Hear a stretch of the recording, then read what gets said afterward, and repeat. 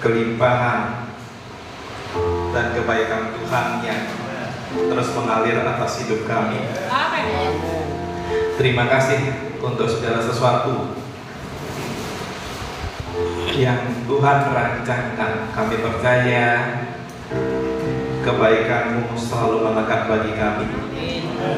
Kemurahan dan kebajikan belaka yang mengikuti kami seumur hidup kami dan untuk selamanya. Kasih karunia dan kebenaran itu ada di dalam kami.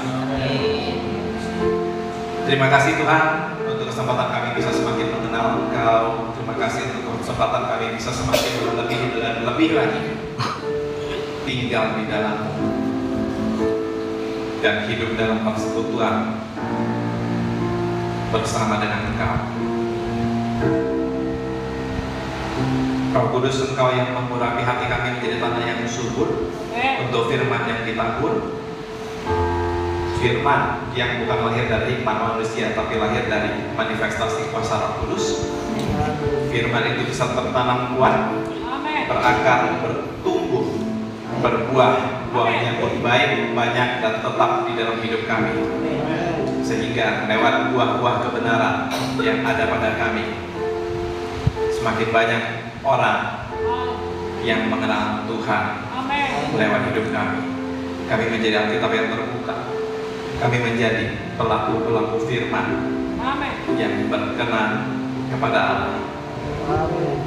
Dan biar segala kehendak, keinginan kami tundukkan kepada kaki Yesus Kristus saja. Agar kedaulatan Tuhan dan kemuliaannya dinyatakan lewat hidup kami. Hanya nama Yesus saja yang dimuliakan. Berbicaralah, kami siap mendengar.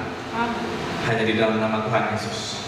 Kita semua yang siap mendengar kebenaran firman Tuhan dengan bersemangat berkata amin. Sekali lagi kita katakan amin. Prosper people, I grow, I grow, I glorify. Many people say I grow, I grow, I glorify. Apa semuanya?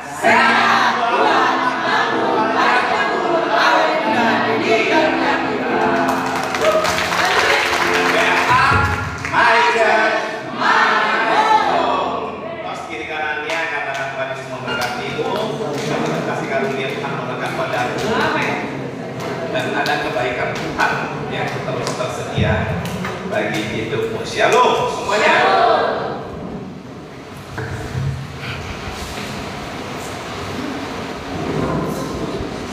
Apa kabarnya semuanya?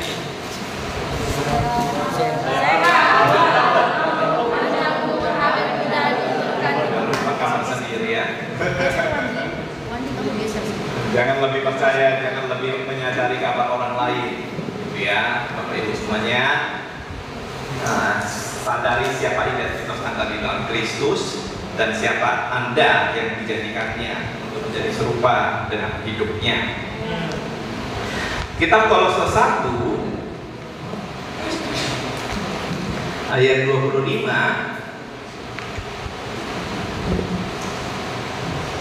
Kolose 1 ayat 25 di 26 dan 27 ya. Yang sudah ketemu katakan amin. Amin. Ayat sudah ketemu, ayatnya belum terlihat dari situ ya. Yang sudah ketemu katakan amin. Amin. Ayo kita baca bersama-sama. Aku telah menjadi pelayan jemaat itu sesuai dengan tugas yang dipercayakan Allah kepadaku untuk meneruskan firman-Nya dengan sepenuhnya kepada kamu. Ayat 26 dikatakan apa firman-Nya itu? Yaitu rahasia yang tersembunyi dari abad ke abad dan dari turunan ke keturunan, tetapi yang sekarang dinyatakan kepada orang-orang kudusnya. 27 kepada mereka Allah mau memberitahukan betapa kaya dan mulianya rahasia itu di antara bangsa-bangsa lain, yaitu Kristus ada di tengah-tengah kamu. Kristus yang adalah harapan akan kemuliaan. Aku telah menjadi pelayan jemaat itu ayat 25, sesuai dengan tugas yang dipercayakan Allah kepadaku untuk meneruskan firman ini kepadamu dengan sepenuhnya. Ayat 26 yaitu firman apa? Firman tentang adanya satu rahasia yang tersembunyi dari abad ke abad dan dari turunan ke keturunan. Jadi ini adalah merupakan rahasia. Coba lihat kiri kanan Anda, katakan bisa bukan rahasia ini kan?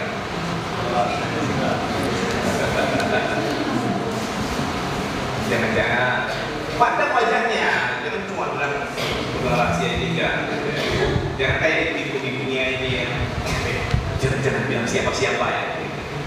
Sesudahnya bisa dipastikan itu akan menyebar pada banyak orang. Pandang wajahnya, perhatikan apakah wajahnya bisa dipandang, bisa memegang rahasia. Bisa pegang rahasia ini kan? Untuk ada yang melihat seperti ini. Aduh, bisa pegang rahasia.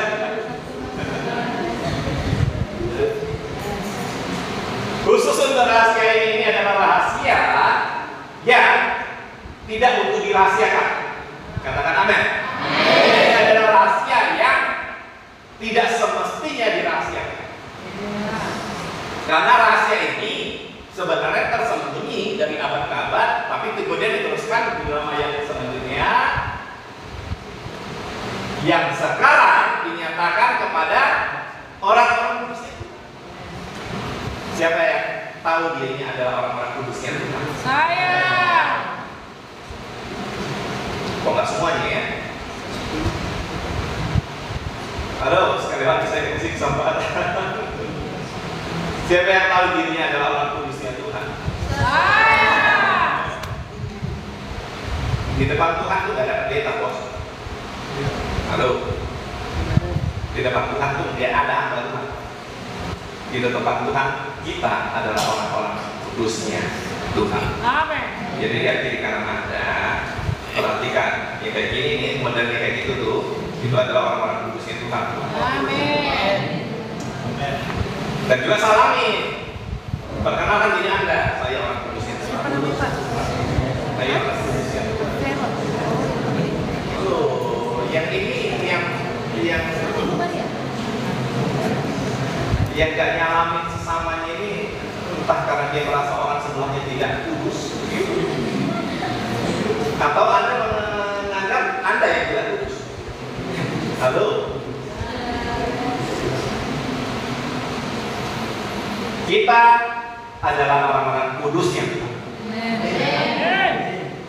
Bukan karena kita memang kudus, tapi karena Tuhan lewat pengorbanan Kristus Yesus menjadikan Anda kudus. Amin. Tidak ada satupun di antara kita yang layak dan cukup layak untuk dinyatakan sebagai orang kudus.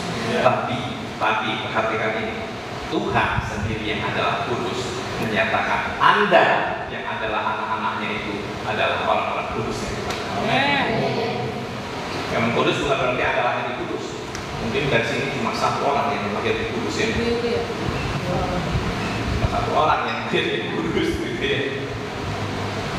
Tapi orang-orang kudus itu tidak ada hubungannya dengan apa yang Anda lakukan. Orang-orang kudusnya Tuhan menyatakan dengan siapa Anda terhubung. Halo. Yes. Orang-orang kudusnya menyatakan dengan siapa Anda terhubung. Dengan Allah yang kuduskah ataukah dengan dunia yang tidak kudus? Makanya tadi judulnya berhubungan. Amin. Berhubung dengan. Waktu Anda menyanyikan itu sesungguhnya Anda sedang menyatakan saya tidak kudus ini dengan terhubung dengan Tuhan menjadi orang-orang kudusnya Tuhan. Amin. Dan sekarang rahasia yang sudah tersembunyi di keturunan-keturunan yang lama sekarang dinyatakan kepada kita semua, orang-orang kudusnya Tuhan. Sehingga pegang kupingnya masing-masing, jangan pegang kuping orang lain. Katakan dengerin mulai dari sekarang. Ada yang lebih atau lebih kreatif lagi menarik kupingnya yang lain yang mungkin sudah dengan pribadi atau di mana ya. Dengerin, Anda orang kudusnya Tuhan. Dan sekarang dengerin Pak C. Amin. Ayat 27 dikatakan, apa itu rahasianya? Kepada mereka, kepada kita semua orang-orang yang kudusnya Tuhan, Allah mau memberitahukan rahasia itu, yaitu betapa kaya dan mulianya rahasia ini. Masih belum rahasianya. Ini masih menceritakan tentang karakter rahasianya. Itu ya, betapa kaya dan mulianya rahasia ini. Rahasia ini besar banget. Rahasia ini betapa luar biasanya. Dinyatakan apa itu rahasianya, yaitu Kristus ada di tengah-tengah kamu. Amin. Itu rahasianya. Amin. Dan kalau Anda betul-betul mengerti Kristus di tengah-tengah Anda, saya berdoa sesudah Anda mendengarkan khotbah ini, Anda akan mengerti identitas Anda dan Anda akan berjalan dengan identitas yang baru. Amin. Anda bakal pulang ke cara yang sama lagi. Anda tidak akan pernah menganggap diri Anda adalah pribadi yang biasa-biasa saja. Amin. Ada Kristus di tengah-tengah Anda. Amin. Siapa itu Kristus? Kristus yang adalah pengharapan akan kemuliaan, pengharapan akan segala sesuatu yang mulia, pengharapan akan kemuliaan yang Tuhan sediakan bagi orang-orang yang mengandalkan Dia. Amin. Hidup kekristenan itu ada yang menarik, ada karakter yang menarik yang dinyatakan sebagai adanya kasih, pengharapan, dan iman. Iman, pengharapan, dan kasih. Dan yang paling besar di antara itu adalah kasih. Tapi saya mau menyoroti tentang pengharapan. Begini, kalau Anda putus harapan, Anda bukan Kristen. Karena tidak ada karakter Kristus yang melekat di dalam Anda. Amin. Halo? Yes. Bukan semuanya bilang amin ya? Amin. Kalau Anda tidak punya pengharapan, Anda bukan Kristen. Yes. Amin. Halo? Karena tahu nggak? Hidup kita dasarnya akan pengharapan. Amin. Yesus sendiri itu adalah perwujudan dari pengharapan akan kemuliaan. Amin. Yang berarti hidup kita selamanya didasari oleh pengharapan. Tapi ada lagi yang lebih baik lagi daripada pengharapan, yaitu iman. Amin. Di mana iman itu sekalipun tidak terjadi seperti yang diharapkan, saya tetap akan memilih untuk percaya. Amin. Itu iman. Makanya itu lebih oke lagi daripada pengharapan.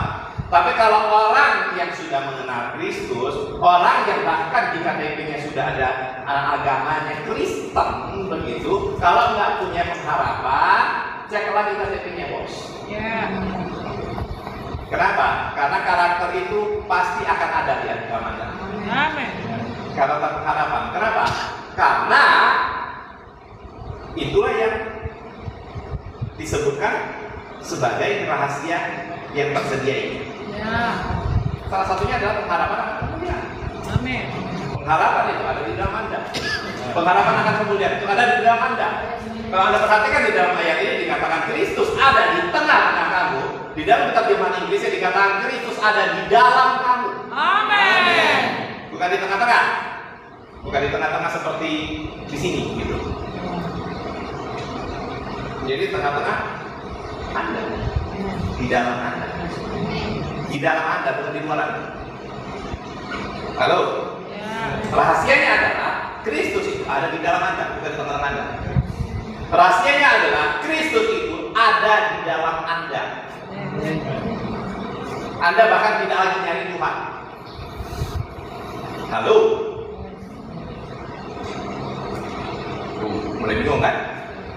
Anda tidak lagi perlu mencari Tuhan. Karena apa? Karena Dia ada di dalam Anda. Amin. Halo? Halo? Ya. Banyak yang orang Kristen yang tidak nyadar. Karena apa? Karena masih bahkan dalam level harapan akan kemuliaan. Tapi it's okay.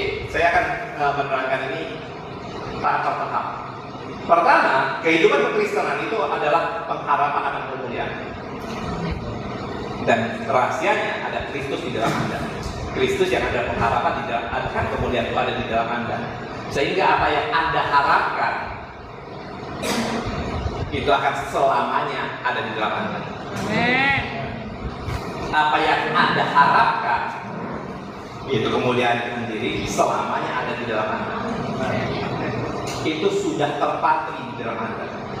Itu sudah ada di dalam DNA-nya Anda. Bagi orang-orang yang lulusan biologi dan sebagainya, itu ada di dalam DNA-nya Anda. Ya. Ada di sini yang punya hewan piaraan. Ya. Lalu, ada di sini yang punya hewan piaraan. Saya. Angkat tangannya dong. Cuma Ibu Torres yang punya hewan piaraan. Iya. Gak ada yang punya hewan piaraan lain. Ada di belakang itu. Kan gak ada yang punya hewan piaraan. Ini ada Ibu. Ibu Lydia ini bukan suaminya hewan piaraan itu ya. Karena Ibu Lydia ini punya hewan piaraan. Siapa lagi yang punya hewan piaraan? Siapa yang punya hewan piaraan?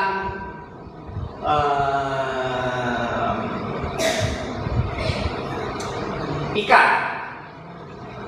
Oh, ada dua ya. Ikannya dari usia kecil atau usia besar? Laut. Dari kecil.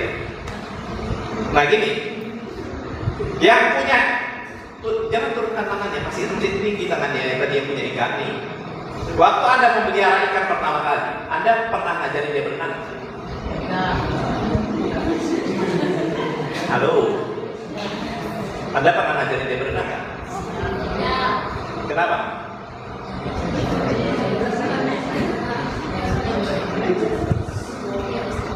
Itu udah terpatri di dalamnya. Itu dia lahir, dia bisa berenang. Iya kan? Sepakat dengan itu?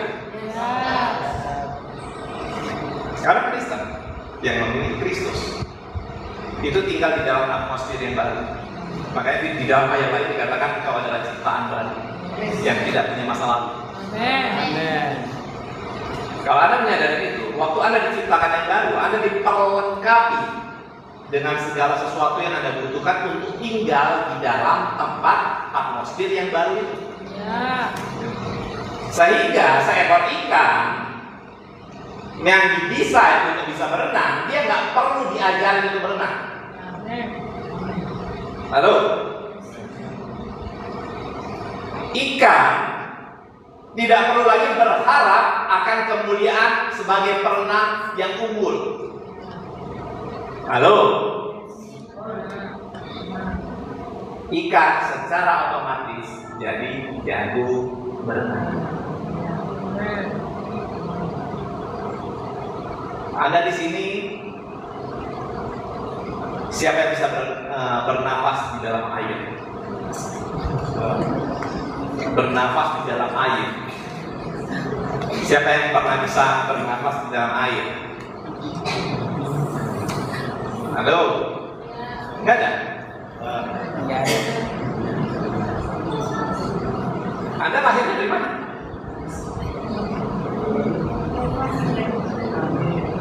Sekali lagi saya tanyakan, selain saya, siapa di sini yang pernah bernafas di dalam air dan hidup? 1, 2, 3. Kapan? Pantri, kapan? SMA. Waktu SMA? Bernafas di dalam air. Anda bernafas di dalam air. Saya katakan saya bisa bernafas di dalam air kan? Karena ini mungkin kesaksian, mungkin ini rahasia bagi Anda ya. Tapi saya lahirnya itu dari rahim orang tua saya. Ini saya mau katakan ini mungkin rahasia bagi Anda karena mungkin karena Anda yang tidak pernah bernafas di dalam air ini mungkin Anda langsung lahir di lepeh gitu sama orang tua. Saya lahir dari rahim orang tua saya. Waktu saya dibuahi oleh papa saya, begitu ya, dan kemudian selama 9 bulan saya bernafas di dalam air. Waktu saya lahir, saya harus keluar dari yang dinamakan sebagai ketuban pada saat ini. Dalam itu apa? Air. Nah, berarti saya tanyakan lagi nih, siapa yang pernah hidup 9 bulan di dalam air dan bernafas bisa hidup? Semuanya ya. Halo. Ya. Ada yang ngajarin nggak? Kenapa? Karena waktu Anda sedang diperanakan, Tuhan memperlengkapi Anda dengan kemampuan untuk bernafas di dalam air. Kemudian waktu Anda lahir, sistem Anda berubah. Anda nggak bisa lagi hidup bernafas di dalam air. Makanya saya kagum sedikit infanteri bisa di SMA dia bisa bernafas di dalam air. Saya dulu punya buku bacaan Bobo, itu ada Dedi manusia ikan yang Pak ini. Dan ada Dedi, mana Dedi terbaik? Oh ini ada Dedi. Itu Dedi manusia ikan itu bisa bernafas di dalam air. Di Aquaman versi Indonesia, namanya Dedi. Tapi yang saya maksudkan bukan itu. Yang saya maksudkan adalah Anda mampu hidup di dalam atmosfer baru yang benar-benar baru saat apa? Saat Anda dilahirkan. Amin. Karena apa? Karena Anda sudah diperlengkapi dengan itu. Sehingga waktu saya tanyakan siapa orang-orang kudusnya Tuhan, Anda akan harusnya mengerti orang-orang yang lahir dari di dalam Tuhan. Anda memiliki dan tinggal di dalam kekudusannya Tuhan dan Anda bisa hidup. Waktu orang-orang belum menerima Yesus sebagai Tuhan dan Juru Selamat, tidak ada satupun yang bisa tidak berdosa. Karena semua manusia, segala makhluk telah kehilangan kemuliaan. Firman Tuhan katakan, tidak ada satupun yang bisa hidup tanpa berbuat dosa. Tapi sesudah kita lahir baru di dalam Kristus, kita memiliki kemampuan untuk tidak lagi berbuat dosa.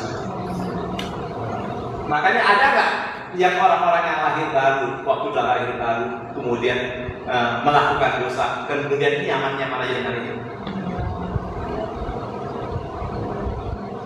Ada nggak yang nyaman-nyaman aja dengan itu? Lalu siapa yang mengingatkan Anda bahwa Anda adalah ciptaan baru? Kristus yang ada di dalam Anda. Roh Kudus itu sendiri. Dialah yang akan berbicara. Sehingga orang-orang kudusnya Tuhan, angkat tangan sekali lagi. Siapa orang-orang kudusnya Tuhan? Semua orang-orang kudusnya Tuhan ini tidak ada satupun yang akan nyaman lagi berbuat dosa. Gak bakal nyaman. Gak bakal nyaman Anda. Kenapa? Karena ada Roh Kudus yang akan mengingatkan Anda. Dan inilah bukti bahwa Kristus yang ada di dalammu itu menjadikanmu menjadi mulia, tidak lagi seperti yang kau harapkan. Bukan lagi angan-angan, bos. Ada dimuliakan oleh Tuhan. Tapi Pak, sebelum saya masuk ke gereja ini saya nggak tahu, nggak ngurusin soal itu, bos. Nggak ngurusin soal itu. Kenapa? Karena hidup Anda bukan tergantung kepada apa yang Anda pernah lakukan sebelumnya, tapi hidup Anda tergantung kepada apa? Siapa yang ada di dalam Anda. Kristus ada di dalam Anda. Kristus yang adalah pengharapan akan kemuliaan itu ada di dalam Anda. Amin. Dan hidup Anda berjalan dari kesadaran itu mulai dari sekarang. Ya. Angkat tangannya bersama dengan saya dan katakan, Kristus ada di dalam saya. Kristus ada di dalam saya. Kristus yang adalah pengharapan akan kemuliaan itu Kristus yang adalah pengharapan akan kemuliaan ada di dalam saya. Ada dalam saya. Hidup saya, Hidup saya. identitas saya, Identitas saya. jati diri saya sepenuhnya dinyatakan oleh Kristus yang ada di dalam saya, bukan lagi oleh dunia, tapi oleh Roh Kudus yang ada di dalam saya. Saya adalah anak-anak Allah. Saya hidup di dalam kekudusan. Saya mampu.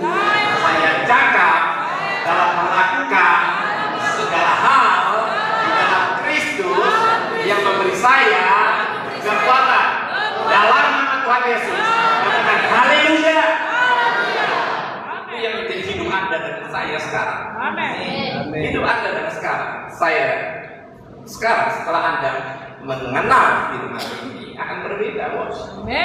Hidup Anda sepenuhnya dan sepenuhnya itu akan memiliki hak-hak istimewanya yang Tuhan berikan bagi Anda. Hak-hak untuk menjadi orang-orang kudusnya Tuhan, hak-hak untuk menjadi pemenang, bahkan lebih dari pemenang dari Tuhan, hak-hak untuk selalu hidup dalam kesehatan, kekuatan, kemakmuran, kelimpahan, dan segala umur panjang, awet muda dan diberkati Tuhan, menjadi berkat bagi banyak orang. Sehingga orang-orang yang sudah mengenali ini, orang-orang yang sudah diberkati ini, tidak akan lagi menjadi orang-orang yang pelit kepada sesama. Tidak jadi lagi orang-orang yang pelit kepada sesama. Pelit yang dimaksud apa? Pelit yang dimaksud orang yang pelit itu karena apa? Karena dia ngerasa yang dia miliki itu sangat sedikit. Firman Kristus ada di dalam menyatakan bahwa hidup Anda bukan hanya berkecukupan, tapi berkelimpahan dalam Dia, hidup dan mempunyainya dalam segala kelimpahan. Itu yang Dia berikan kepada Anda. Jadi mungkin enggak Anda pelit. Mungkin kalau Anda tidak menyadari bahwa ada Kristus di dalam Anda. Orang miskin bisa nggak beli? Orang kaya bisa nggak beli?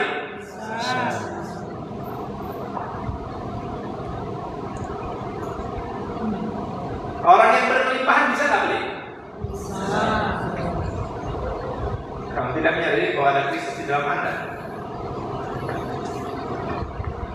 Tapi saya percaya saya menyampaikan firman Tuhan ini kepada orang-orang yang murah hati. Amin. Karena apa? Karena Bapak Anda, Bapak saya, itu adalah Bapak yang murah hati. Amin. Itu Dia, dan Dia itu ada di dalam Anda. Jadi tidak mungkin Anda juga ikut pelit. Kalau Anda ikut pelit, jangan-jangan Bapak Anda. Halo, sampai sini paham? Amin. Jangan-jangan Bapak Anda. Coba katakan kepada kiri kanan Anda, katakan, saya orang paling murah hati di ruangan ini. Bukan? Untuk ngomong ini aja nggak murah hati. Nggak murah hati. Untuk ngomong aja nggak murah hati. Katakan kepada kiri kanan Anda, engkau diberkati Tuhan. Puji kiri kanan Anda. Bagi yang perempuan katakan, kok cantik sekali. Bagi yang cowok, kok gagah banget kali ini.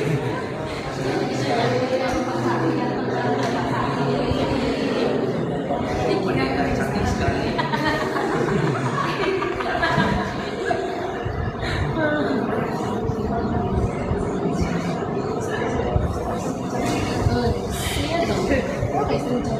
Melas, katakan kepada Set di belakang, engkau ganteng sekali. Set, bukan Dedi, Dedi belakang gue.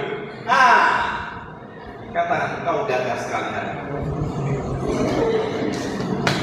Set juga katakan kepada Melas, dia murah hati loh. Yes. Jangan cuma modal aja tuh dia semua dari orang itu bukan murah hati namanya, itu peminta-minta. Halo, orang yang murah hati itu mana sih? Gimana sih orang murah hati? Halo? Orang yang murah hati itu gimana? Orang yang murah senyum gimana?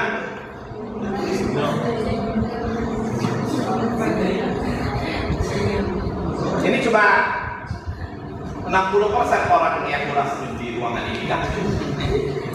Orang yang murah senyum, semuanya senyum. Senyumin kiri kanannya. Yang gak senyum, senyumin terus. Tatapin, pandangin semuanya. Jangan senyum ya bang ya. Gimana mau rotot? Kasihkan senyummu yang terbaik. Bayangkan yang di kiri kananmu itu adalah gebetan. Suara sama ibu. Bayangkan itu gebetan. Nah, senyum.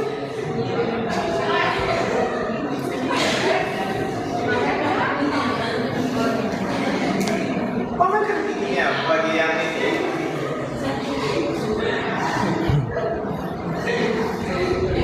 Jadi kok nggak senyum sama Nona? Senyum dong, bukan muridnya. Atau berantem ketika sebelum ini ya dari rumah. Senyum dong.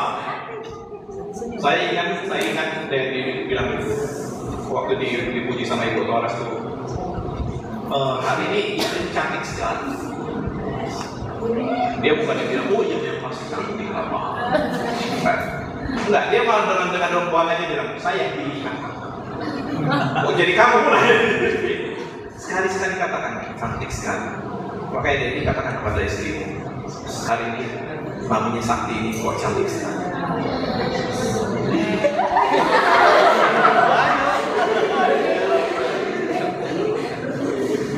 Jangan ada yang lihat kalau dia malu, jangan ada yang lihat ya. Oke, katakan, ayo katakan.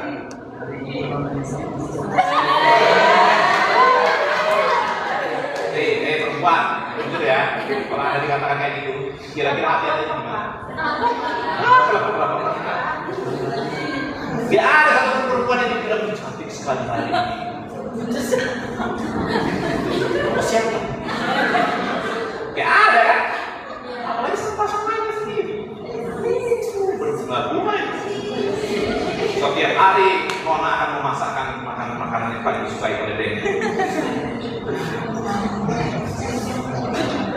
Tapi mau apa? Bebek. Kita nggak ada uang. Kalau bebeknya jijik diambil.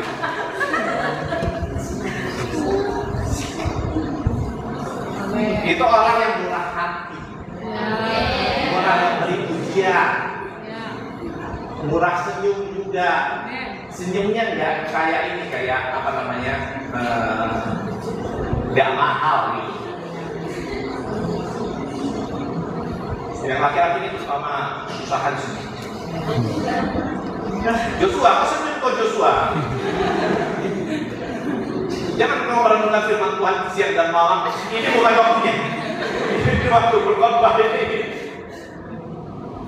Kita bisa merenungkan firman Tuhan lewat apa yang disampaikan. Sudah 2 jam ini baru kau merenungkan kembali. Tapi saat ini senyumlah ini. Banyak orang-orang yang wajahnya baru saya kali ini lihat. Baru kali ini saya perhatikan. Selamat datang kembali. Ada beberapa orang yang udah lama nggak berjalan. Saya sampai hampir melupakan kegantengan dan kecantikannya. Tapi sekarang puji Tuhan, Anda datang ke sini.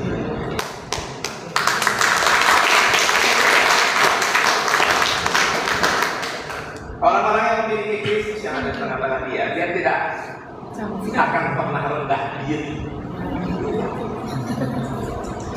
Orangnya rendah hati, tapi dia tidak akan pernah rendah diri. Anda nyadar perbedaannya gimana? Orang yang rendah hati itu dia tahu dia bisa di sana, tapi dia memilih untuk merendahkan posisinya untuk jadi berkat bagi banyak orang. Siapa pribadi yang paling gampangnya dikatakan rendah hati siapa? Yesus, bos. Yesus yang adalah Allah itu mau merendahkan dirinya jadi manusia, mau mengosongkan dirinya jadi manusia. Firman Tuhan katakan supaya apa? Supaya ada peluang, bukan hanya peluang, ada penggenapan bahwa kita orang-orang yang percaya kepadanya tidak akan binasa, melainkan beroleh hidup yang kekal. Itu orang yang rendah hati. Orang yang rendah diri itu apa? Orang yang gak nyadar dirinya siapa. Gak nyadar dirinya siapa.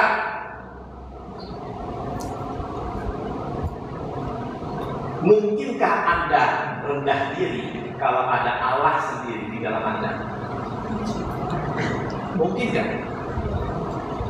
Mungkinkah Anda menjadi seseorang yang rendah diri saat Anda memiliki Allah yang rohnya dia berikan kepada Anda?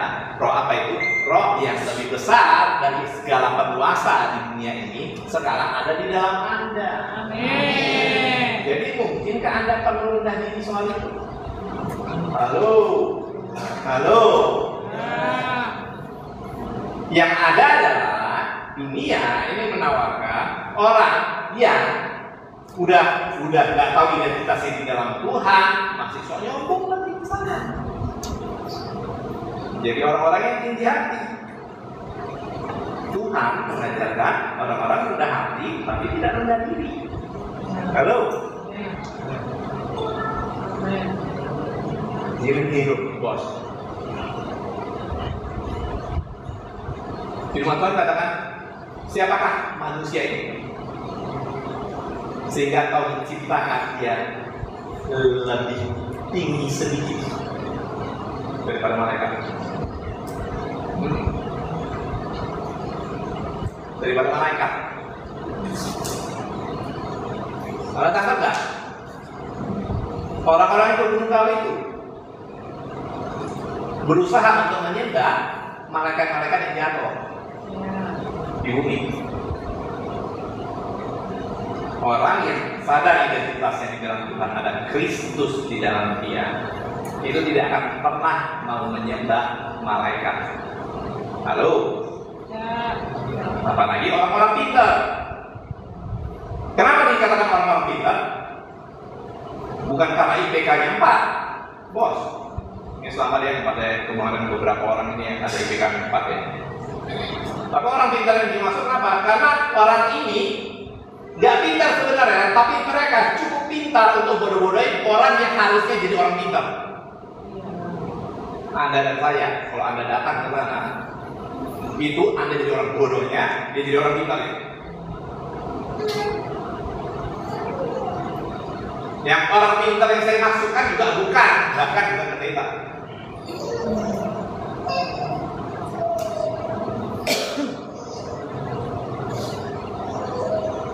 Yang harusnya kita lakukan adalah memiliki kesadaran ada Kristus Allah sendiri di dalam kita. Kristus yang adalah pengharapan kemudian di dalam kita. Itu yang dia berikan kepada Anda dan saya. Apa konsekuensinya dari Kristus ada di dalam Anda? Mari kita buka dari kitab Yohanes.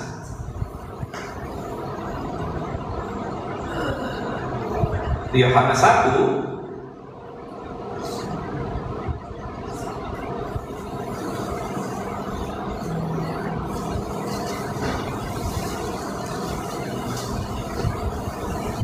ayat dari ayat 10 ya. Yohanes 1 ayat 1 ada yang ingat? Pada mulanya adalah firman. Firman itu bersama-sama dengan Allah. Firman itu adalah Allah sendiri. Siapa itu yang dimaksud? Yesus. Siapa yang dimaksud firman? Yesus. Kristus itu Allah sendiri ya. Oke. Di dalam ayat 10 dikatakan, Yesus itu telah ada di dalam dunia dan dunia dijadikan olehnya, tetapi dunia tidak mengenal dia. Makanya dikatakan sebagai rahasia. Halo. Makanya dikenal sebagai rahasia. Sudah berabad-abad, banyak orang yang kenal sama dia. Bahkan yang dimaksud dalam ayat ini bukan hanya orang-orang yang sudah tahu dia. Ya kemarin itu kan di Medan itu ada yang lagi viral bukan? Ada siapa yang kok itu namanya itu? Dia kan melakukan penistaan agama dikurung dulu di penjara di Medan. Karena apa? Karena dia katanya nyari di Google, baru kemudian cari pria berjenggot yang dia lihat katanya gambar Yesus, baru kemudian itu dia jadikan olok-olok untuk nyatakan itu jambangnya dicukur lah segala macam. Hari ini ada orang Medan, terutama ya, ada yang nggak kenal siapa Yesus, ada yang nggak tahu Yesus. Di seluruh Jawa ini ada yang nggak tahu Yesus. Lalu semuanya tahu kan? Semuanya tahu kan? Bahkan orang-orang yang tidak Kristen sekalipun mengolok nama Yesus dengan cara apa? Dengan cara tiang, katanya digantung di tiang-tiang apa segala macam, ya kan? Sehingga kesimpulan semua orang tahu Yesus kan? Tahu, tapi tidak semua orang kenal Yesus. Halo, orang-orang Kristen sekalipun, kalau Anda tidak memahami rahasia ini, mungkin Anda belum cukup mengenal Dia. Halo, saya menikah dengan istri saya yang tercinta dan satu-satunya ini. Saya punya istri yang lain, tanggal 24 November tahun 2024 ini adalah pernikahan kami yang 17 tahun.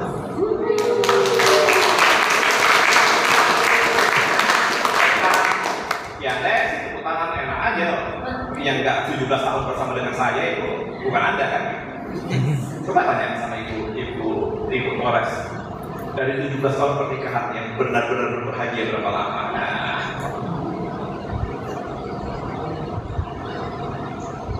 kenapa? Karena bahkan dalam 17 tahun pernikahan kami masih harus mengenal satu sama yang lain. Jadi jangan pikir pengenalan akan Tuhan itu gampang aja bisa diinstan. Tidak, dibutuhkan kedisiplinan. Makanya firman Tuhan katakan jadikan segala bangsa murid-mu, make disciple of nations. Yang berarti setiap orang harus dimuridkan untuk apa? Dan memuridkan dirinya sendiri untuk apa? Untuk mengenal Tuhan. Tapi ada Kristus dalam sidangku bisa sangat mengerti suaranya dia. Dari semua jemaat yang benar-benar yakin 100% tanpa keraguan, yang mana suara Tuhan, yang mana suara hati sendiri, yang mana suara setan. Siapa? Ya kan? Padahal Anda tahu nggak? Setan nggak tinggal di dalam Anda. Halo? Itu kan? Malah bingung. Setan nggak pernah tinggal di dalam Anda. Lupa, tapi saya pernah. Bapak kan pernah saya minta tolong untuk apa namanya? Untuk pelayanan pelepasan roh jahat. Iya, itu untuk orang-orang apa? Yang belum mengenal Tuhan. Perhatikan ini, yang saya maksud, dia belum mengenal Tuhan. Yang saya maksud itu adalah belum mengenal bahwa ada Kristus di dalam dia. Sehingga setelah Anda mengenal ini, Anda nggak bakal mungkin lagi keturunan. Amen.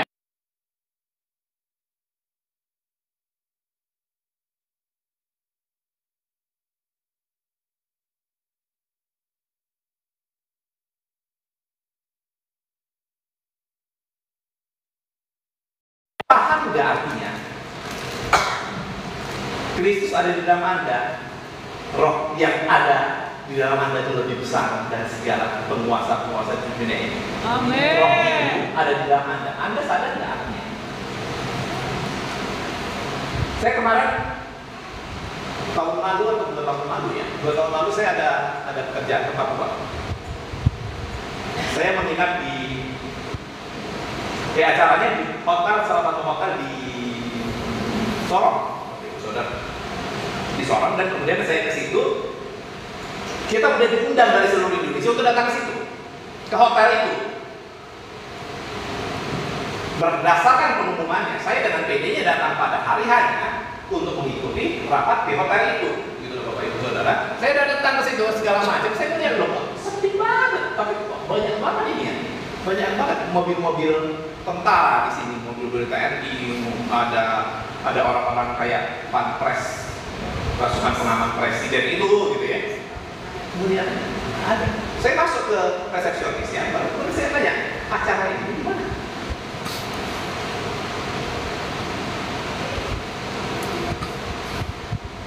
Resepsionis cuma jawab ini, Pak, mohon maaf Pak, acara Bapak kita tolak. Kenapa? Pak Presiden mau datang. Jadi hotel kami masih steril. Jadi Bapak nggak boleh beracara di sini. Anda sadar nggak konsekuensi bahwa ada Kristus di dalam Anda? Setan mungkin nggak bilang, Pak, geser dulu. Saya mau tinggal di situ. Mungkin nggak? Halo. Waktu orang-orang yang menyadari Kristus ada di dalam dia, Anda datang, setan yang harus minggir. Amin. Yang amin ngerti, saya maksud. Yang belum, jangan ada setannya. Saya udah mau berapi-api ini masih belum sadar juga bahwa ada Kristus di dalam Anda, gitu loh. Anda harus betul-betul menyadari ini. Gitu. Acara kami mengundang seluruh Indonesia. Itu hotelnya hotel bintang 5, bos. Ya, kami udah undang berbulan-bulan yang lalu. Karena untuk datang ke Papua itu kan susahnya ditaburkan beberapa orang ke Papua ini kan susahnya, ngerti kan kalian betapa susahnya untuk nyampe ke pulaunya kalian yang besar itu, gitu kan? Untuk nyampe ke sana kita begitu udah mempersiapkan begitu banyaknya. Tapi kalau ada yang lebih besar lagi, kalau ada yang lebih berotoritas lagi, kalau ada yang lebih penting lagi datang ke situ, kami aja harus mikir, bos. Halo, Anda nyadar nggak? Roh yang ada di dalam Anda itu lebih besar dari roh apapun di dunia ini. Amin. Sehingga saat Anda datang ke dalam satu keadaan atau Anda datang kepada satu kumpulan di mana mereka bukan orang-orang yang mengandalkan Tuhan, saat kemudian mereka bermanifestasi untuk melawan Anda bisa katakan dalam nama Tuhan Yesus. Amin. Ada ceritanya. Kagak ada minggunya, bos. Halo. Makanya nggak perlu pakai drama-dramaan. Dalam pelayan apapun nggak perlu ada drama-dramaan.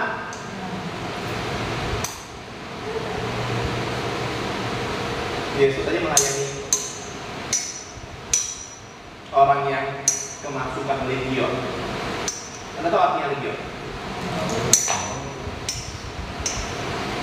Siapa yang mengamati militan di sini? Anda tahu satu legion itu berapa orang? Jutaan.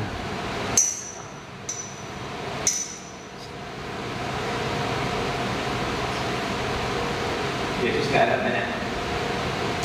Kira-kira masa lalu gimana? Hidupmu dulu. Kamu dulu mengalami buka batin nggak? Nggak ada nanya kan? Yesus datang. Apa yang terjadi? Orang itu langsung datang. Ya, anak Allah. Kok ngapain sih? Ini kan belum mau iman.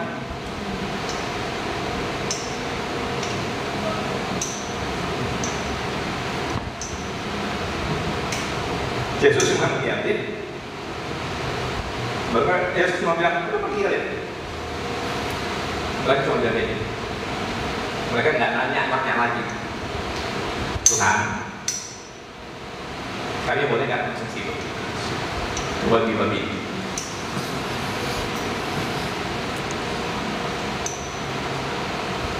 Dan Yesus bilang, pergi. Mereka nempel ke babi. Babinya seluruhnya kesakitan dan masuk jurang, bunuh diri.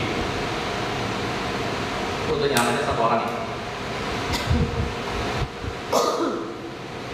Yesus melepaskan orang. Nggak pakai hidupmu di mana?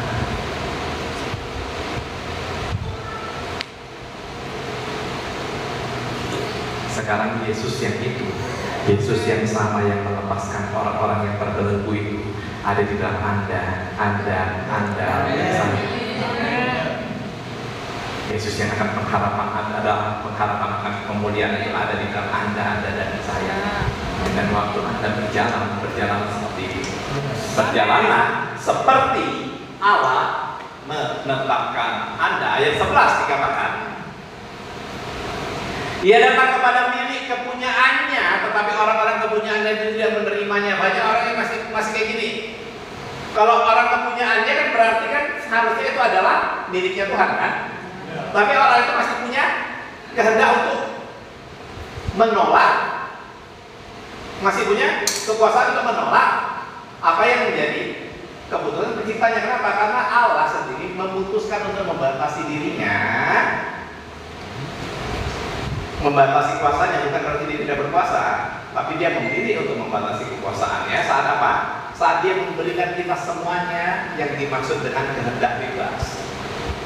Jadi Anda bisa nggak memilih? Memilih untuk menerima dia atau menolak dia? Anda bisa. Anda bisa melakukan itu. Itulah namanya kehendak bebas. Itulah makanya begitu banyak orang yang tetap tidak mau, udah waktu dikabarkan Injil sekalipun tidak akan mau menerima Yesus. Kenapa? Karena itu adalah keputusannya dia sendiri untuk memilih atau menolak. Memilih percaya atau menolak. Untuk percaya. Jadi orang-orang kepunyaannya ini termasuk orang-orang Kristen, banyak juga yang bahkan menolak untuk percaya. Menolak untuk percaya apa? Bahwa ada Kristus di dalam dia. Halo? Halo? Orang-orang itu terlihat dari mana? Dari tindakannya. Firman Tuhan katakan dari buahnya lah. Engkau akan tahu. Yang dimaksud apa? Tindakannya seperti ini. Nih, ini di gereja kita setiap minggu kan ada perjamuan Tuhan kan? Ya kan? Baru kemudian ada yang ngomong kayak gini, Pak, saya tidak bisa ikut perjamuan. Kenapa? Karena saya belum mempersiapkan diri untuk tidak berdosa. Atau karena beberapa hari lalu saya masih berdosa, atau karena barusan ya, saya masih eker-eker teman-teman, karena barusan aja dengan pasangan saya di tempat parkir saya berantem.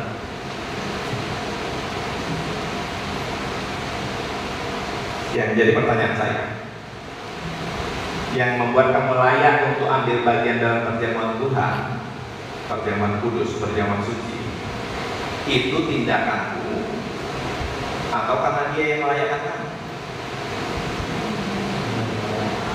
Halo?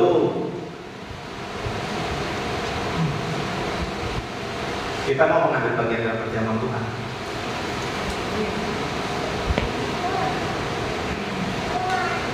Saya, Anda bisa ikut mengambil bagian dalam perjamuan Tuhan karena memang perbuatan saya, atau memang karena dia yang melayakkan saya untuk berkorban. Halo?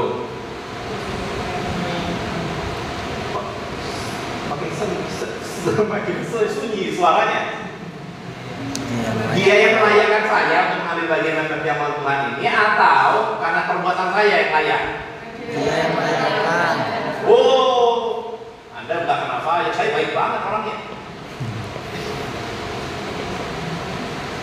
Saya pendeta. Kira-kira gara-gara itu atau gara-gara dia yang melayani saya? Beberapa waktu lalu, waktu saya melayani perjamuan Tuhan di rumah seseorang yang pengerja gereja, dan kemudian cucunya itu bolak-balik dari turun naik dari rumahnya, karena rumahnya 2 lantai begitu, dia bolak-balik pura-pura minum apa segala macam gitu kan. Saya perhatikan, tapi saya tetap melakukan pelayanan kepada kakeknya ya, yang saat itu sudah sakit. Nah, kemudian dari bapaknya besoknya saya mendapat kabar, ternyata anaknya sepulang kami dari rumah itu kemudian nanya, Pak, itu tulang, karena kita selalu bilang kami pulangin ya mereka gitu. Tulang itu benar ya? Ya, dia mengembalakan gereja di Malang. Dia sekolah pendeta? Enggak, dia S1 S2-nya di ITB. Terus kenapa dia boleh memimpin perjamuan Tuhan? Bapak bilang, karena kita adalah orang kudus Tuhan.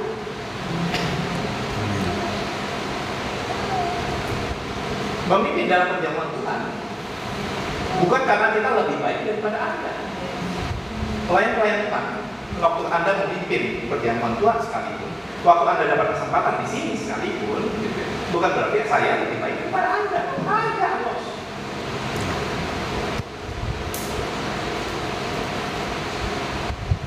Tapi Tuhan yang mempercayakan kepada saya yang mau ini.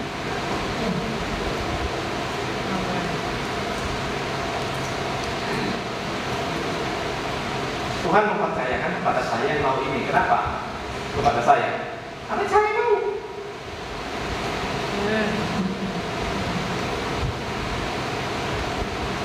Kalau saya nggak mau, saya tidak dipercayakan. Hari ini sebenarnya ada jadwal untuk pelayanan di depan ini. Salah satunya itu adalah bukan Andi.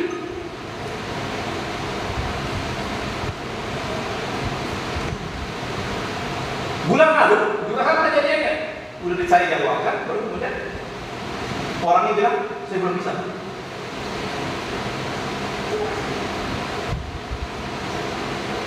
Waktu Tuhan mempercayakan pelayanan kepada Anda, bukan masalah Anda bisa atau tidaknya. Anda mau atau tidak? Anda tetap punya pilihan untuk menolak. Tapi bagi saya,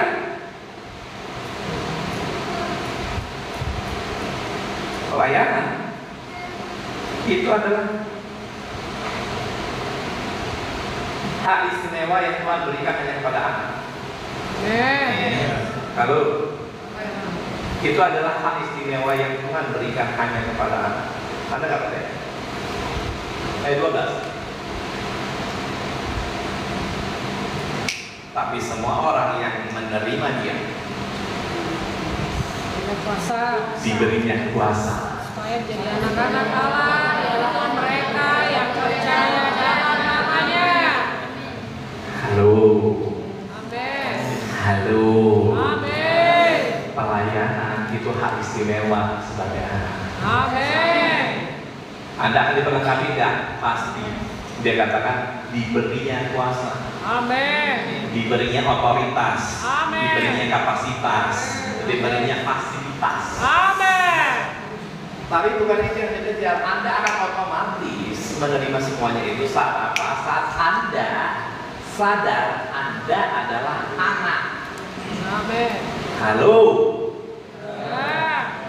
Saya berdoa untuk Anda mendengar ini. Anda tidak bakal aduh kira-kira pelayanan ini saya bisa atau enggak ya. Saya berdoa Anda tidak bakal melakukan itu. Kenapa? Karena Anda akan memandang dengan cara yang berbeda. Anda sebagai anak saat dipercayakan oleh Bapa di surga bilang, Bapak di surga bilang, ini untuk Malang Raya nih ya. Untuk Malang Raya ini ya.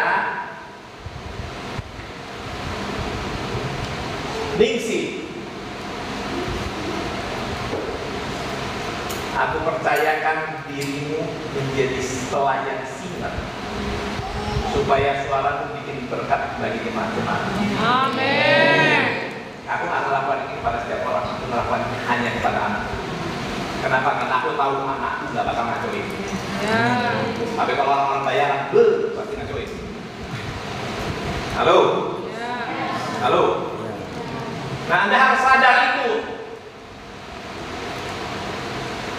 Jadi mulai dari sekarang, siapa lagi yang mau melayani? Anak-anak Tuhan yang mau melayani. Amin. Belum semua. Saya tahu belum semuanya diangkat jadi anak. Sakti, angkatan sakti.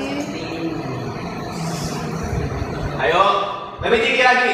Jangan setengah tiang. Setengah tiang melambang kematian. Tambah kedudukan. Jadi anak masa setengah tiang.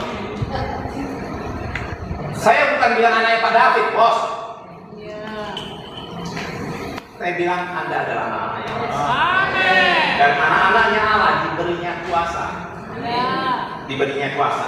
Siapa itu anak Allah? Yang percaya dalam namanya. Amin. Percaya bahwa ada Kristus di dalam dia. Amin. Percaya bahwa kasih karunia Tuhan yang melayakkan dia, yang memampukan dia, sehingga dia bisa berkata, aku bisa ada sebagaimana aku ada hari ini. Amin. Itu semuanya karena kemurahan-Mu, Ya. semuanya karena kasih karunia-Mu. Tidak ada yang lain. Tidak ada yang lain, bos. Amin. Memang tidak ada yang lain.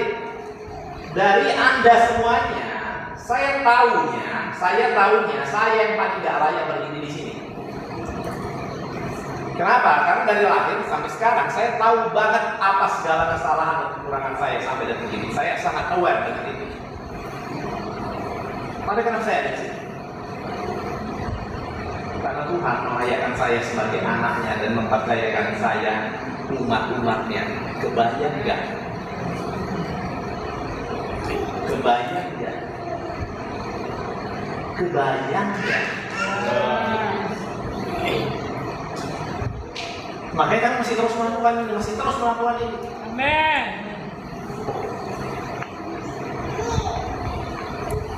Waktu saya mendengar tadi ada beberapa orang, 8-10 orang katanya masih tinggal di sana.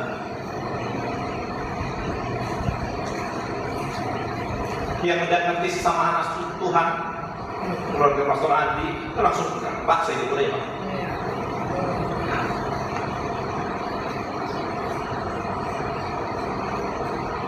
Karena itu hak istimewa bagi kami.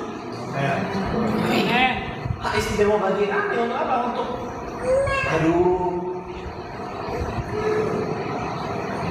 siapa di sini yang gak punya orang tua lagi? Selain saya dan istri, karena kami berdua memang sudah gak punya orang tua.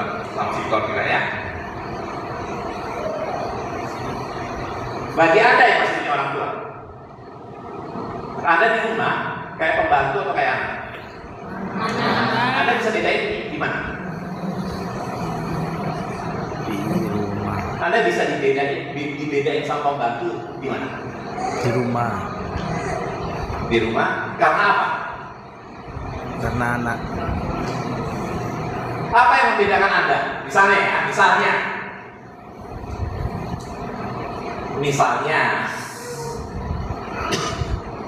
di rumah Sakti ini, misalnya ya, di rumah Sakti, kemudian Nona Sofian datang dan Pak, saya mau bantu pada orang tuanya dia, jadi saya mau tinggal di rumah Bapak, saya mau bantu Bapak gaji saya ya misalnya. Nah kemudian di rumah itu kira-kira yang kerja itu yang orang luar yang ngebantu atau anaknya? Orang luar yang ngebantu atau anaknya yang kerja? Anaknya yang kerja? Siapa? Anaknya yang kerja? Hah? Anaknya kerja kan?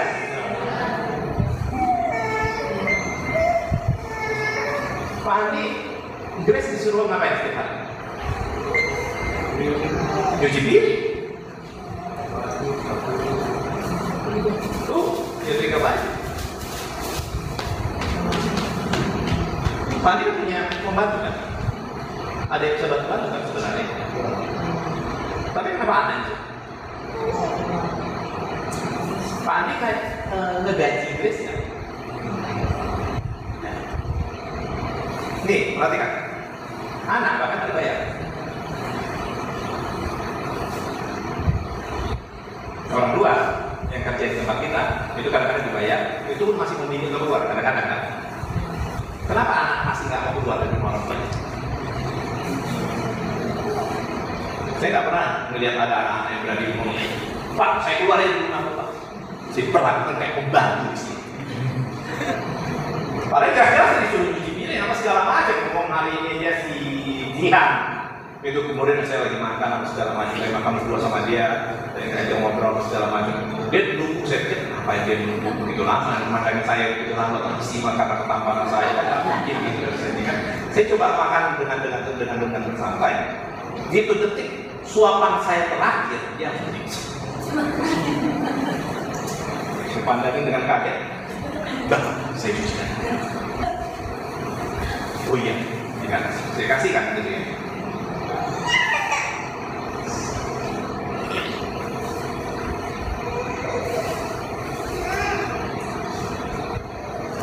Jemaat-jemaat yang masih baru di sini. Waktu pertama, apakah Anda langsung berlaku sebagai anak? Tidak.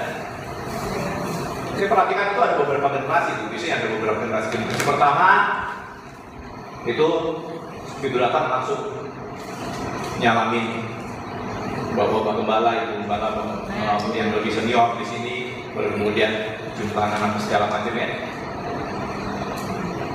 Generasi berikutnya biasanya begitu datang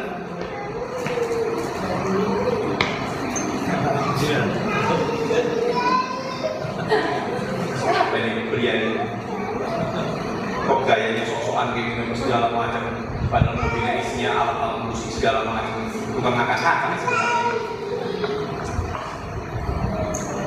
Saya perhatikan waktu anak yang sudah tahu sebagai anak itu kemudian melakukan aktivitasnya sebagai anak, apa yang mereka lakukan? Mereka langsung datang menyanyi. Salah hari Minggu. Orang tua yang nggak tahu kalau dia adalah anak, akhirnya ngapain? Ikutin ya. Ikutin.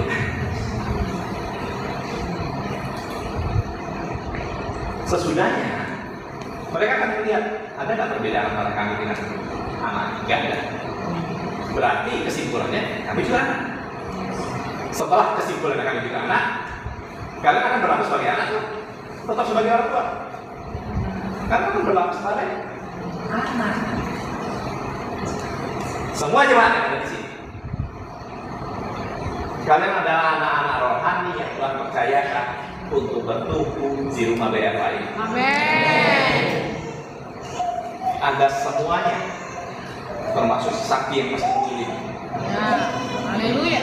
Semuanya Anda dipercayakan oleh Tuhan, pemilih Anda dan saya, untuk dibesarkan di sini selama Anda di mana. Sesudahnya, mungkin kita akan bilang say goodbye, sama seperti semua orang tua akan tiba waktunya di mana mereka akan melepas anak-anaknya pergi. Amin. Tapi selama Anda di sini, Anda adalah anak. Amin. Dan berlakulah sebagai anak.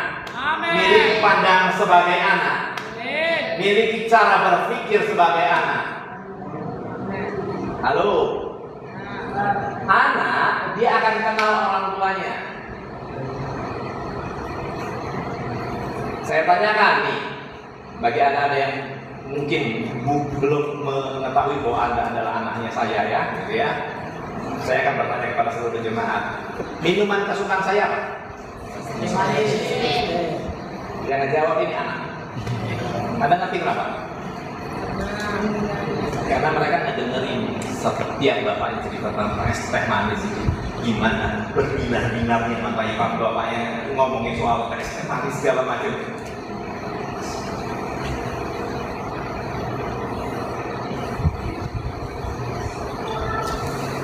Karena apa? Sebagai anak mereka tinggal di rumah BFI. Amin.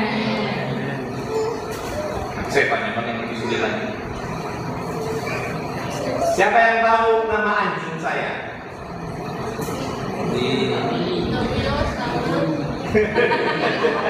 Siapa katanya? Ini. Siapa? Boni. Ini sama Boni. Si Tokyo udah saya lepas kepada rumah yang baru. Tuh, Ya, ya. yang kenal sama anjing saya karena apa? Karena pernah di rumah. Halo. Sekarang sama BFA ada rumah. Halo. Ya. Halo. Ya. Anda kenalin yang kiri kanan Anda itu adalah saudara-saudara. Amin. Halo. Kalau di antara mereka yang ada yang masih hari Minggu, masih belum bangun, masih apa segala macam, bangunkan. Ayo kita ke rumah. Halo. Kok nggak ada amin? Bangunkan. Saya senang hari ini, saya bersuka cita hari ini banyak orang-orang yang tiba-tiba menunjukkan penampakan wajahnya.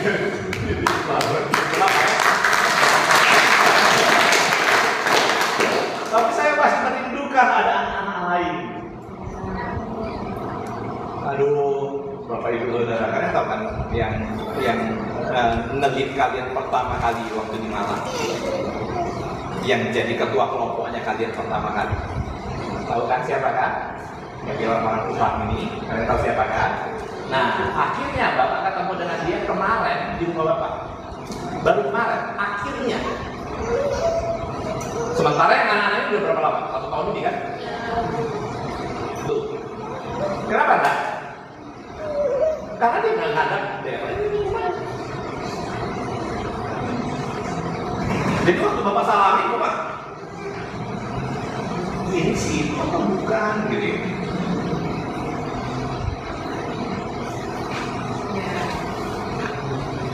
Nah, dari teman-teman yang generasi pertama saja ada beberapa yang nggak ada kan? Bangunin, nah bos. Yes. Bangunin aja, ayo.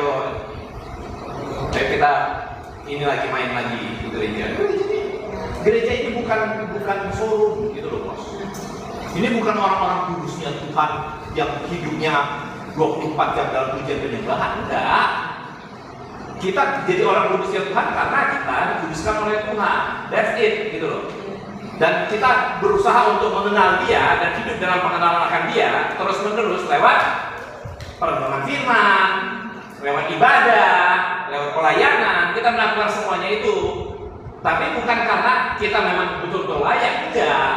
Nah, di tengah ketidaklayakan kita sekalipun, kita tetap memilih sebagai anak untuk menjadi berkat bagi banyak orang. Dengan cara apa? Dengan cara terus membawa keluarga-keluarga kita yang masih belum menerima kabar baik ini, masih belum mengetahui rahasia ini, untuk datang ke gereja bersama-sama dengan kita, bertumbuhlah bersama-sama dengan kita di sini. Dengan tujuan apa? Supaya anak memuliakan Bapaknya di surga. Amin. Itulah kita sebagai anak.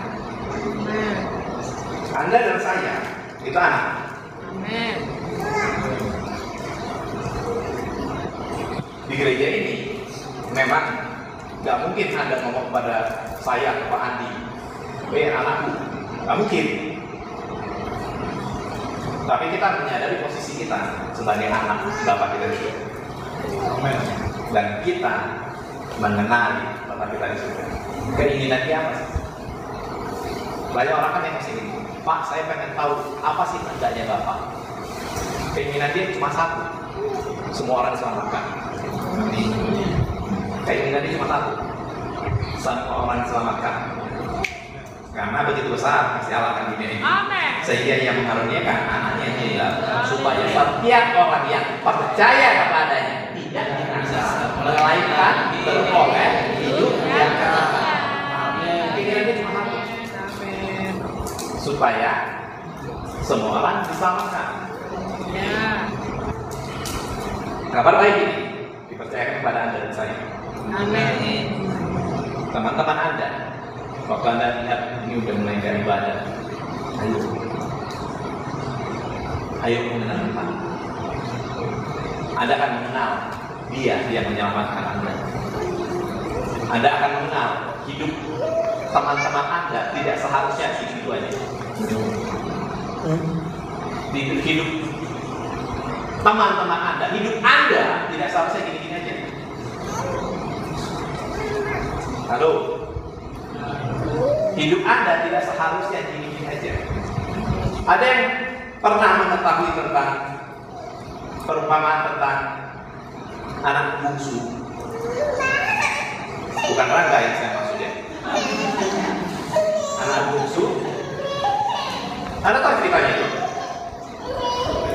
Jadi anak bungsu itu bapaknya masih hidup. Kemudian dia bilang gini, Pak, aku mau keluar, kasih ini warisan semuanya. Bagian aku kasih. Nah, banyak yang malah terengah. Bagian itu mana nggak tahu. Makanya baca penuhnya, jangan cuma di bagian tertentunya aja. Baca penuhnya. Jadi dia bilang kayak gini, Bapak, aku sekarang udah dewasa, aku mau jalan sendiri. Karena itu di luar sana, pokoknya Bapak kasih aja sama warisan yang hakku. Aku mau miliki aja. Jadi dikasih sama bapaknya. Jadi bapaknya yang masih hidup itu sudah mewariskan segala sesuatunya. Kemudian dia pakai foya-foya. Dia pakai foya-foya sampai satu waktu di mana semua warisan bapaknya udah habis. Sehingga dia menyadari, oh, berarti aku perlu cari uang. Dia bekerja di peternakan babi. Nah, di peternakan babi ini, kemudian dia ngeliatin, aku lapar. Dia ngeliatin babi ini masih makan.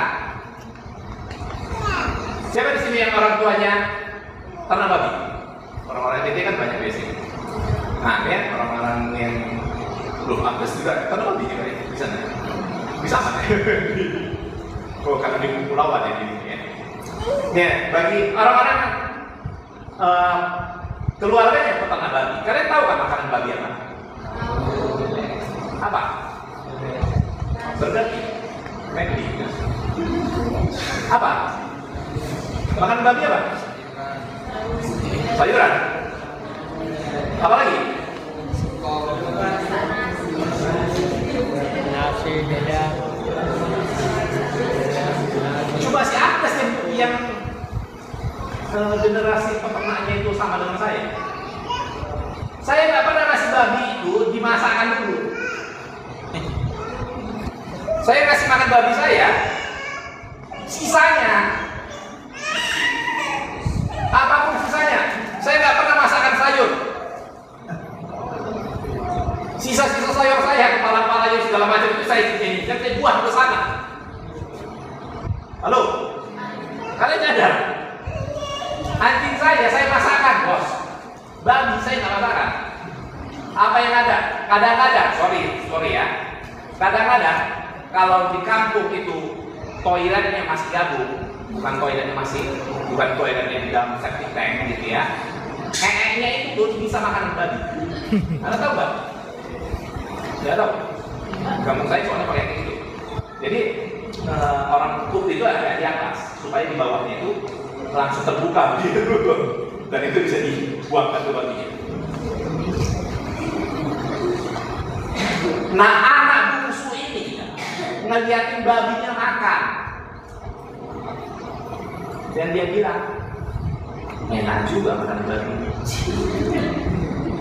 Halo, ini kejadiannya orang yang kaya ini tahu, ini dihambur-hamburkan. Kemudian waktu dia kelaparan dan nggak punya uang sama sekali, dia terlihat makan babi pun enak. Orang-orang Kristen zaman sekarang juga banyak kayak gitu. Kalau apalagi udah jadi buta cinta, bucin. Kayak kambing pun rasa coba itu zaman saya. Kebayang ya, anak dia ngeliat makanan babi, enak juga makanan babi. Dia berusaha makan. Perhatikan, pemilik babinya bilang, lu jangan makan. Itu makan babi gua. Perkataan itu membuat anak bungsu ini akhirnya ada astaga. Di rumah bapak, pekerjaan-pekerjaan yang ada yang gak makan. Sekarang aku tempat orang mau makan babinya dia tidak boleh. Karena itu aku memutuskan untuk pulang ke rumah bapakku. Tapi motivasinya sebenarnya bukan supaya dia jadi anak, tidak. Motivasinya adalah supaya dia bisa makan. Dia pulang ke rumah bapaknya. Dia mikir gini, nah setidaknya kalau di rumah bapakku aku jadi pengerjaannya dia sekalipun karena makan. Dia udah pulang. Itu dia memijakkan kaki di depan pekarangan bapaknya. Bapaknya lagi nyantai-nyantai. Lihat. Nih masih rumahnya. Bapaknya langsung menarik roknya, karena kan zaman-zaman itu kan memang prianya kan pakai rok kan. Langsung narik rok. Lihat. Dari mana kau? Kapan kau kembali? Itu kan yang terjadi tadi kan. Waktu ibu langsung nanya kan, kapan balik? Udah lama kali, gantung sekali aku sekarang.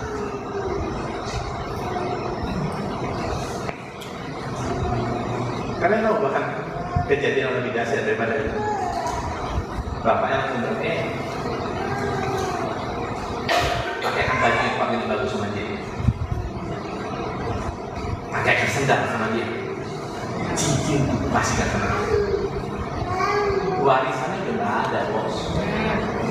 Tapi selama dia tahu posisinya sebagai anak, Amen. ada kuasa yang dia berikan kepada. Haleluya. Dan tahu nggak? Itu cerita bukan cerita tentang anak bungsu saja. Kalian tahu Siapa yang kemudian komplain saat melihat anak bungsu itu diperlakukan seperti itu? Anak yang di dalam rumah. Anak yang di dalam rumah. Makanya gini, sekalipun Anda adalah anak, tapi kalau Anda tidak sadar Anda anak, Anda akan bersikap seperti pengerja atau pembantu. Itulah yang anak itu lakukan. Sekalipun Anda adalah orang luar, firman Tuhan katakan, saat engkau percaya, maka engkau diberikan kuasa untuk menjadi anak. Amin. Itulah kabar baiknya. Kita diberikan kuasa sebagai anak Allah. Dan kemudian apa yang kita perlu lakukan? Bertindaklah sebagai anak. Lakukanlah kehendak Bapa di surga. Layanilah teman-temanmu. Mari sekarang ayo angkat-angkatnya, katakan, saya mau. Saya mau. Ngajak teman-teman saya yang sudah malas gereja ini. Angkat tangan-tangan, ayo saya mau. Mengenal Tuhan lebih dan lebih lagi. Saya tahu posisi saya sebagai anak. Saya tahu selamanya saya dikasihi, selamanya saya dipilih, selamanya saya ditetapkan untuk menjadi anak-anak yang menjadi berkat bagi semakin banyak orang, agar semakin banyak orang juga yang menjadi anak-anaknya Allah. Dalam nama Tuhan Yesus, kita sama-sama katakan amin. Kita siapkan hati kita mengambil bagian dalam perjamuan Tuhan.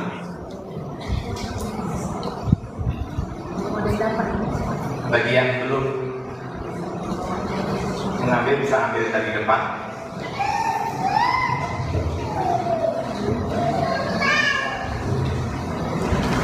Firman Tuhan katakan, waktu kita mengambil bagian dalam perjamuan Tuhan, sesungguhnya kita sedang memberitakan kematian Dia.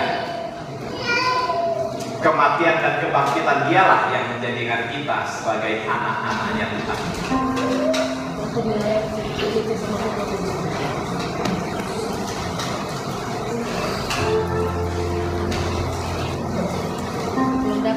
Belum dapat.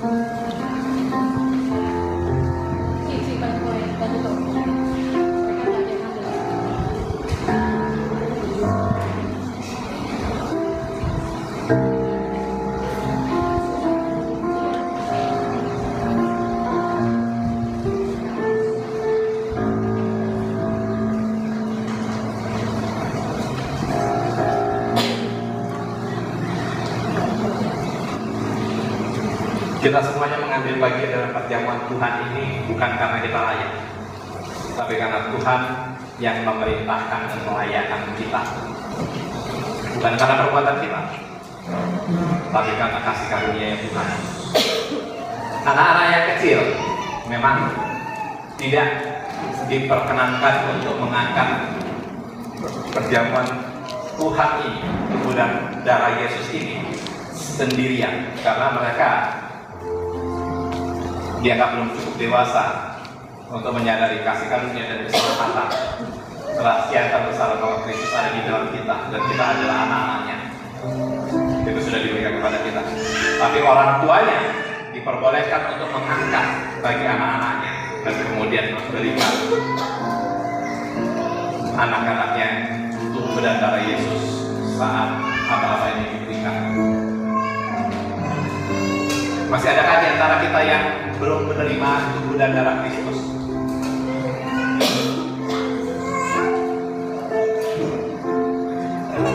Jika semuanya sudah, saya mengundang semuanya untuk bangkit berdiri mengangkat tubuh Kristus di atas kepala kita sebagai tanda penghormatan kita.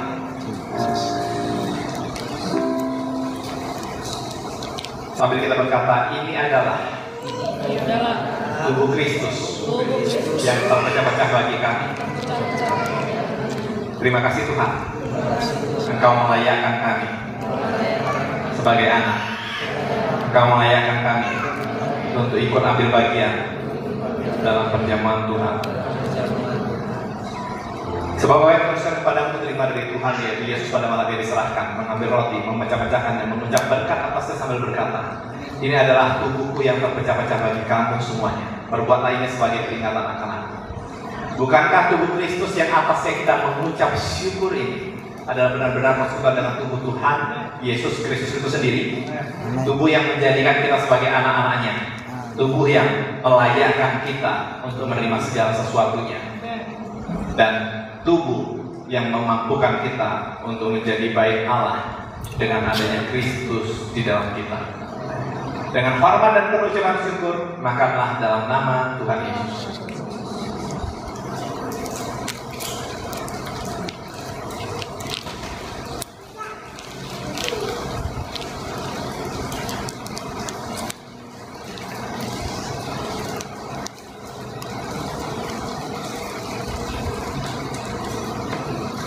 Dan kemudian Yesus mengambil cawan, menuangnya dengan anggur, mengucap berkat atas sambil berkata, ini adalah darahku yang dimateraikan bagi kamu semuanya. Perbuatlah ini sebagai peringatan akan aku.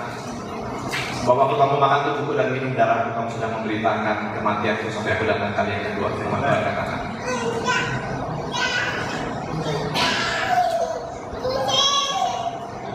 Bukankah cawan berisi darah Tuhan Yesus ini adalah benar-benar persekutuan dengan darah Tuhan Yesus Kristus itu sendiri? Dengan darah ini kita ada dalam perkenanannya Tuhan. Dalam darah ini selamanya kita adalah jadi kebenarannya Tuhan. Dan selamanya kita dimateraikan sebagai anak-anak Allah yang diselamatkan. Dengan hormat dan pengucapan syukur dalam nama Tuhan Yesus, minum.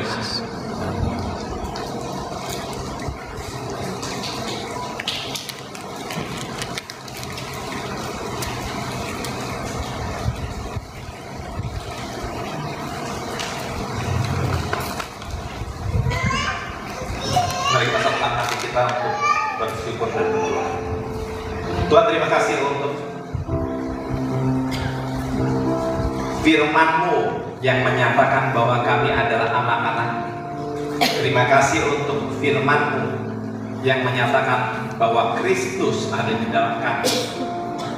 Terima kasih untuk mengasihi kami, melayakkan kami, memampukan kami, memperlengkapi, dan terlebih dari semuanya itu, terima kasih untuk setiap kesempatan kami bisa mengenali Engkau.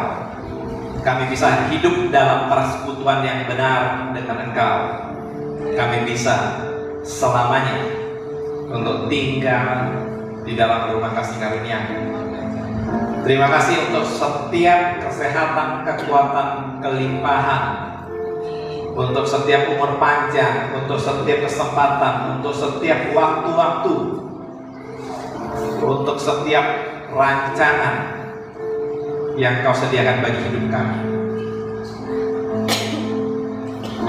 Engkau Tuhan yang terus membukakan pengenalan yang baru akan Engkau dalam hidup kami. Kami tahu sekarang bahwa hidup kami yang adalah penyembahan ini untuk melayani sesama dan melakukan kehendak Bapa di surga. Kami mau jadi berkat sebagaimana kami sudah diberkati. Kami mau menjadi pemenang-pemenang jiwa yang efektif. Kami akan terus bekerja di ladangnya Tuhan untuk mengajak semakin banyak orang menerima kabar baik adanya kasih karunia dari Bapa yang menyelamatkan kami semuanya, dan adanya kesaksian bahwa kami adalah anak-anak Allah yang melakukan kehendak Bapa di surga. Terima kasih Tuhan, anakmu ini sudah selesai menyampaikan kebenaran firman Tuhan, tapi Roh Kudus sendiri yang terus membukakan, melipat gandakan pengenalan dan pengertian apa yang menjadi kehendak Bapa di surga, dan kami hidup di dalam kerajaan Allah. Kami adalah ciptaan baru, Kami adalah orang-orang yang terus-menerus diperbarui pembaruan budinya oleh Tuhan. Dan terima kasih untuk setiap kesempatan kami bisa melayani dan memberkati banyak orang. Karena kami tahu ini menjadi sesuatu yang menyukakan hati Tuhan. Terima kasih Tuhan. Berkatilah kami semuanya. Diberkatilah juga setiap orang yang ikut ambil bagian dalam pemeliharaan kerajaan Allah. Sekarang waktunya kami akan mengambil bagian dalam pekerjaan Allah lewat persembahan syukur kami, persepuluhan kami, mengembalikan persepuluhan kami, membawakan persembahan khusus kami, membawa korban syukur kami. Kau Tuhan yang memberkati setiap tangan yang menabur, setiap orang-orang yang memberikan persepuluhan, membukakan tingkap langit, berkat dicurahkan, menghardik pelahap, pengiring dan perusak. Kau juga Tuhan yang memberkati pihak gereja yang mengelolanya, diberikan hikmat dari Allah sendiri untuk memastikan semuanya dipakai untuk kemuliaan Tuhan dan pengabaran Injil keselamatan jiwa-jiwa. Mari kita persiapkan kesempatan kita dengan tangan terangkat sambil kita berkatakan firman Tuhan dari Kejadian 26 ayat 12 dan 13. Maka menaburlah saya di gereja ini dan dalam tahun ini juga saya mendapat hasil 100 kali lipat, bahkan 1000 kali lipat. Saya diberkati Tuhan dan saya menjadi kaya. Saya menjadi sangat kaya untuk kemuliaan nama Tuhan dan luas Injil kerajaan. Dalam nama Tuhan Yesus. Amin.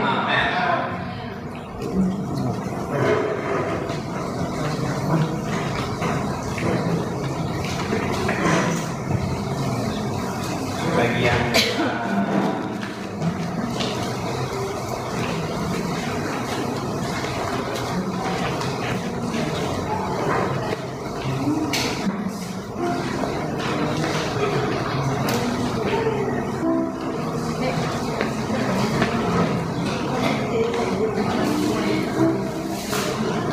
Shalom semuanya. Beberapa pengumuman ibadah raya Minggu diadakan secara dahsyat dan luar biasa di tempat ini setiap pukul 9 pagi. Tidak bosan-bosannya saya mengingatkan bahwa jemputan diadakan beberapa kali yang dianggap perlu begitu, tapi mohon bagian setiap jemputan itu diisi dengan penuh ya Bapak Ibu Saudara ya, karena biasanya di jemputan pertama itu pada kosong gitu, itu dipenuhi dulu juga supaya kita bisa lebih efisien dalam waktu dalam penjemputan nantinya. Jadi pastikan penjemputan pertama, kedua ataupun nanti ketiga yang diperlukan itu selalu terisi penuh dengan jemaat-jemaat yang akan beribadah.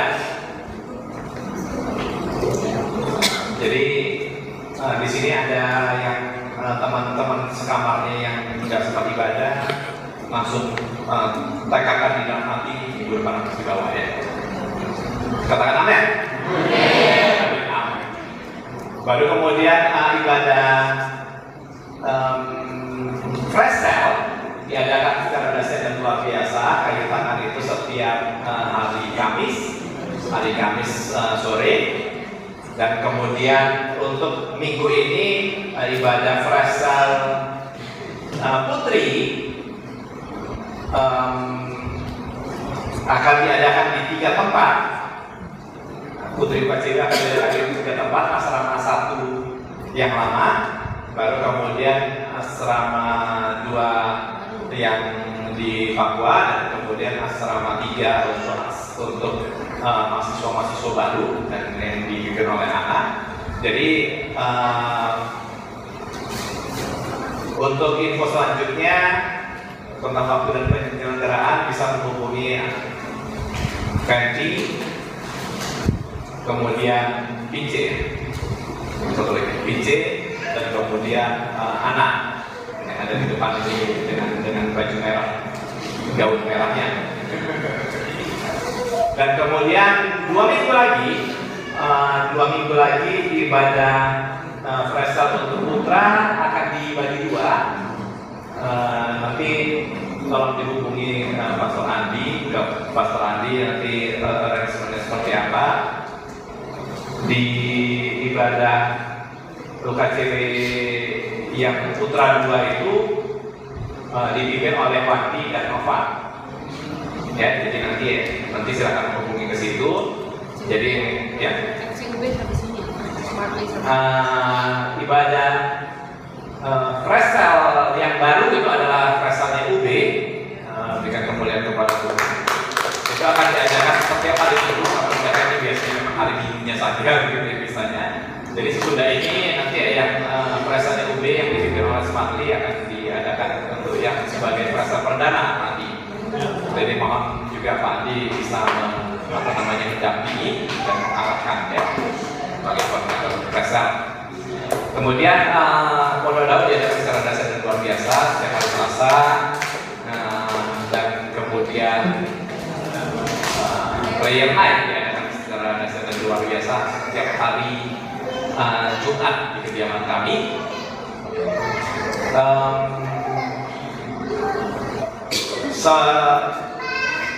Lepas ini nanti ada beberapa orang yang saya minta untuk berkumpul. Kita akan bikinkan jadwal untuk semua pelayan-pelayan selama minggu-minggu ke depan, gitu ya. Nah, termasuk sound system, termasuk multimedia dan semuanya. Mereka sekarang kita siapkan.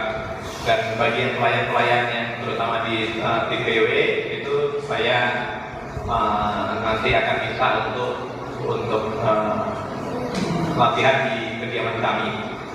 Jadi antara hari Jumat malamnya bersama dengan prayer night, hari Sabtunya seharian, gitu ya. Dan juga bagi yang baru pertama kali saya minta untuk mengangkat tangannya, baru pertama kali ada di tempat ini, gitu ya. Selamat datang. Selamat datang. Disalami, ayo kiri kanan jangan manja, jangan malas-malas duduk, gitu ya. Dan yang baru pertama kali datang di tempat ini ya, yang kelas juga ini baru pertama kali datang di tempat ini, dan di ini selamat datang kembali kelas.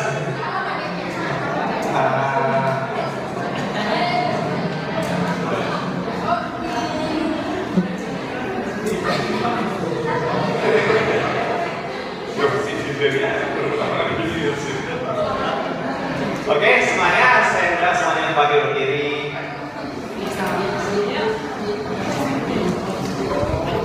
Ayo murah hati, senyum-senyum, jangan pelit, salaman aja berdiri ya. Semuanya bagi berdiri, kita bersiap untuk menerima berkat dari Tuhan. Angkat tangan, arahkan hati kepada Tuhan. Bersiap untuk menerima berkat dari Tuhan. Tuhan memberkati kita semuanya berlimpah-limpah. Tuhan menyinari kita dengan wajahnya, mengarahkan wajahnya kepada kita dan memberikan kita kasih karunia dan damai sejahteranya. Firman Tuhan berkata, saat engkau dengan setia mendengar dan melakukan firman Tuhan dan percaya akan kemurahan hatinya dan kasih karunia-Nya dan mengetahui bahwa identitasmu adalah sebagai anak, maka ini yang menjadi bagian kau menjadi kepala dan bukan ekor. Kau akan tetap naik dan tidak pernah turun. Apapun dikerjakan tanganmu, Tuhan buat berhasil dan beruntung. Setiap pekerjaan tanganmu disertai dan diperlengkapi oleh Tuhan. Kau selalu dalam keadaan sehat, kuat, makmur, panjang umur, awal muda dan diberkati Tuhan untuk menjadi berkat bagi banyak orang. Engkau akan menjadi pengabar-pengabar Injil yang efektif, membawakan kabar baik kepada setiap orang, dan setiap orang akan mengaku dengan mulut bahwa Yesus adalah Tuhan dan percaya ada keselamatan di dalam Kristus.